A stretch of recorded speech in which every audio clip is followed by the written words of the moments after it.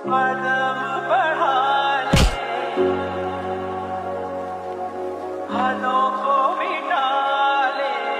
অন্ত সিগারেট খাস, তাও আবার এই রোজার মাসে? আমি খাই, আমি আমার নিজের টিয়াতে খাই। কথাবার্তা সাবধানে কইস, বুঝলে যাস না আমি তোর বড় ভাই। বড় ভাই দেখে কি হয়েছে, তোর কি মাথায় দিলে নাচনু?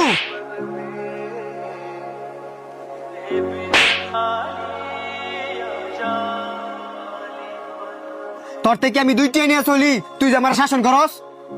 শরম থাকলে আজকার পর থেকে আমার কোনো বিষয় নিয়ে তুই নাক গলাবি না।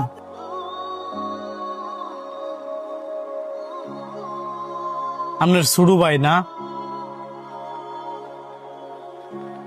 আপনার সংসারের বড় না?